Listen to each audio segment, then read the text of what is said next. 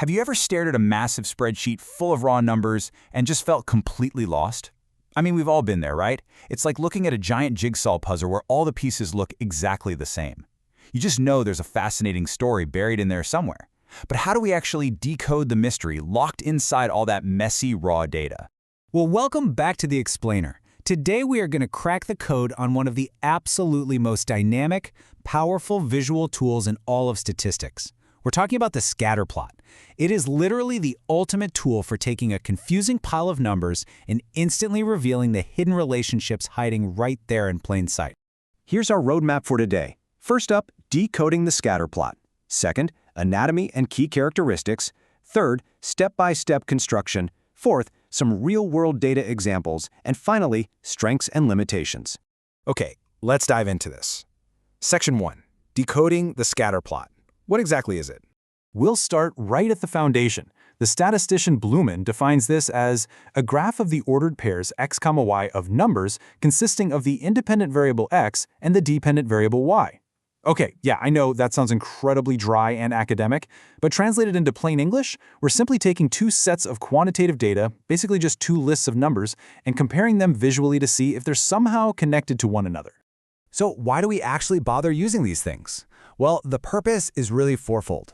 First, we just want to determine if a relationship even exists at all between our two variables. And if it does, we use the graph to find the direction of that trend. Like, is it a positive correlation moving up, a negative correlation moving down, or just zero correlation?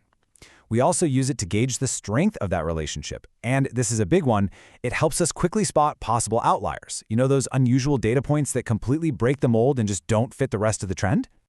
Moving right along to Section 2, Anatomy and Key Characteristics. Let's look at the actual visual building blocks. There is a fundamental rule here you've got to remember. 1 point equals one single observation. Every dot is a piece of data. And crucially, look at the visual here. Absolutely no connecting lines. Unlike, say, tracking a stock market over time with a line graph, the dots in a scatter plot are totally disconnected from each other. By leaving them disconnected, we force the overall pattern of the dots to tell the real story. Breaking down the anatomy of it further, let's contrast our two axes. Down on the horizontal x-axis, we have the independent variable.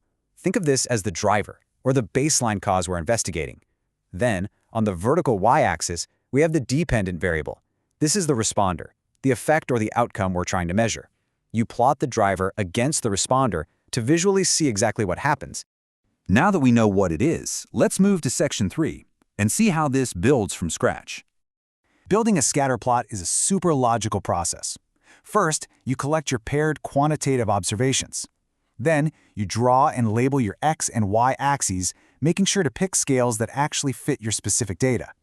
Next, you carefully plot each pair of numbers as a single point. Once that's done, you take a step back and just observe the overall pattern. If it makes sense to do so, you can draw a line of best fit right through the center of the trend to summarize it. And finally, the whole reason we do this, you interpret the relationship and draw your conclusion. All right, Section 4, Real-World Data Examples. Let's see this data in action. Imagine a psychologist is investigating stress levels. They collect data from a group of notoriously tired grad students. Here we have a pretty simple table showing student A, B, and C. For each student, we've got their hours of sleep on one side and their perceived stress score on the other. Boom! That gives us two perfect paired quantitative variables.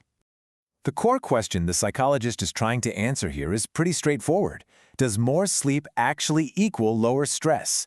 By plotting sleep on the x-axis and the stress score on the y-axis, we can look for clear patterns, or maybe a total lack of patterns in the data.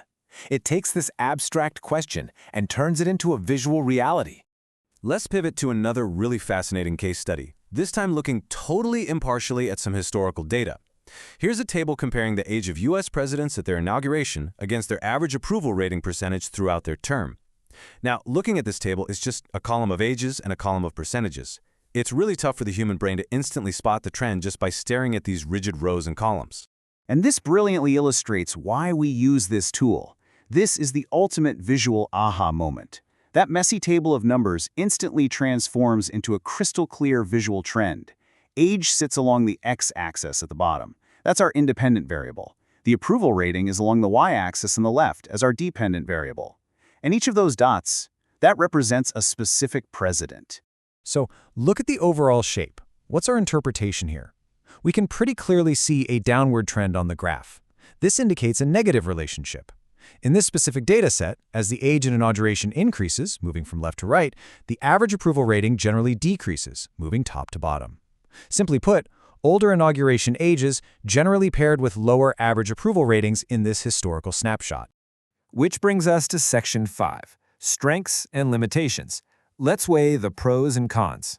The strengths here are pretty undeniable. Scatter plots clearly and beautifully display the relationship between two quantitative variables.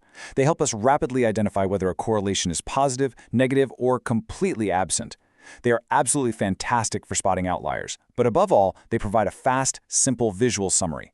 If you're reading a report or analyzing a trend, a scatter plot gives you the story instantly, before you commit to any heavy, complicated math. When a relationship is clear, it is universally easy to interpret. However, we do have to proceed with a bit of caution. Scatter plots are strictly limited to two quantitative variables. You can't use them to compare 3 or 4 things at once.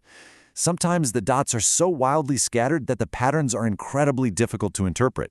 And, importantly, just a few extreme outliers can completely stretch your axes and totally skew your visual interpretation of the data. So, the crucial point is this. We must always remember the golden rule of data. Correlation does not equal causation. Spotting a correlation on a graph absolutely does not establish cause and effect. Just because older presidents in our sample had lower approval ratings doesn't mean their age caused the lower ratings. There could be a dozen other factors at play. A scatter plot shows you that two variables move together, but it never proves that one caused the other to move. Which leaves us with this provocative thought to wrap up our explainer today. Are scatter plots the finish line of our research, or are they really just the starting line of true data analysis? Because while this tool beautifully reveals data mysteries and points us in the right direction, ultimately it's up to us to do the hard work and figure out exactly why those relationships exist in the real world. Keep questioning your data and keep exploring.